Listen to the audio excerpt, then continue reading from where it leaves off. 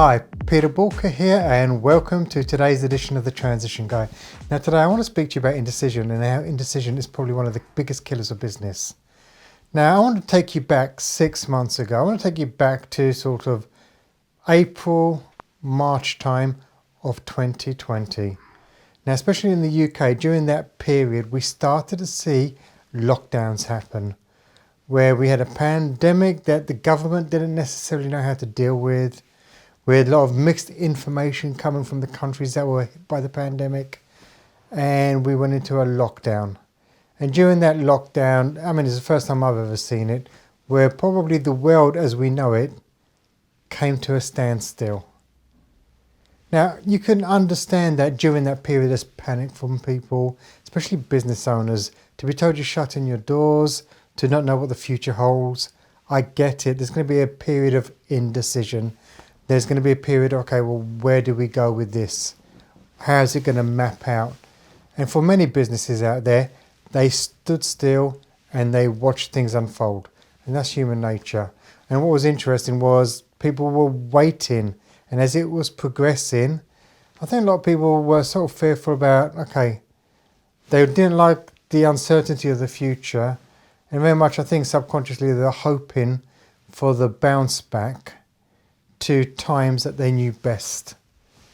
And probably 3 months down the line, and don't forget the actual lockdown period at first was we're going to have a 3-week lockdown period. And that 3 week became 3 months. So that's a long, long time.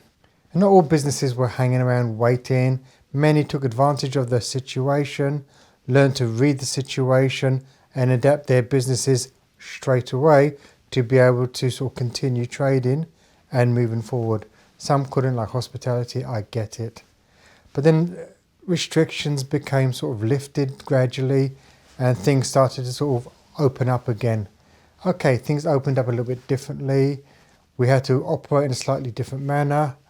But again, the country was open. But what was interesting was that people still weren't necessarily making decisions. Or should I say, decisions about the future. A lot of the businesses that I had come across were still very much of the mindset, we're going to wait for it to sort of bounce back. We're going to wait for it to sort of get back to normal. But what is normal? Is there such a thing as a normal? Or is this the new normal? I mean, when you think about it, people had been working at home for the best part of sort of 4 months. Then they may have gone back to the office. Many people didn't. Many people during that entire period for 6 months were working at home. You've got to imagine that if you're working at home for 6 months, you think that perhaps a new set of habits are starting to sort of form. And perhaps the enthusiasm to go back and work in an office is no longer there. And then comes sort of September, October time, we're now starting to see again, 6 months down the line, lockdowns starting to happen. Now these lockdowns are not necessarily as stringent as they were 6 months earlier, but they're still locking down. And people are still not making decisions. People are still saying, okay, well, you know what, we're just going to see what happens. Well, what decisions would you have made if you knew that in March 2020, this pandemic would have lasted for 18 to 24 months? Would you have still made the same decisions back then that you're making today? Probably not. And that's the whole point. We're thinking that this is just going to be another 6 month period and then things will be back to normal. What if you need to change your total decision making process to say that this is now the normal, things will never return? How are we to change the way that we do business so that we can operate in today's new future and actually succeed in it? And one of the books I absolutely love that's so appropriate to where we are right now is Dr. Seuss's Oh, the Places You'll Go. Because I tell you something, I'm seeing so many businesses out there right now stuck in the waiting place. They want to go on a journey, but they're too scared to make decisions. They perhaps don't know what decisions they need to make. So instead of going and finding out, okay, how do they need to learn? What do they need to change about their business? What new skills do they perhaps need to bring on board? They're just in the waiting area. Waiting, and hoping that things will resolve themselves.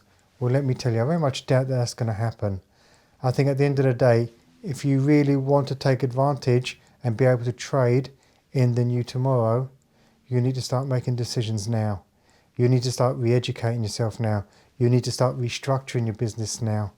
You need to stop saying, okay, well, we need help from the government, or we need help from this, we need help from that.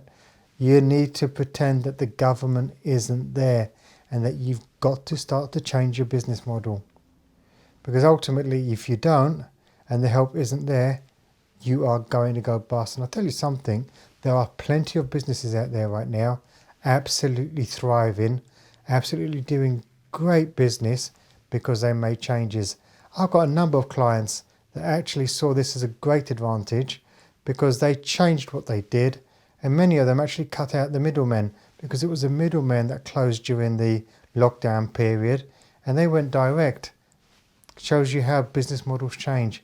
Now, if you're looking at your business, you're maybe stuck in the waiting area, you're not sure how to move forward, head over to Bulka.com and get in touch, and let's look at the strategies you can employ in your business to actually operate today and succeed today without watching this bad, I don't know, all I can say is a bad movie unfold in front of you and think that you're powerless to do anything about it, because you're not powerless. You can do something about it. You just need to learn what is it you need to do. Now, if you loved today's episode, please like it and share it with others. If you've got any comments you want to share, put them in the comment section below. And most importantly, remember, failing to learn is learning to fail. Please stay safe.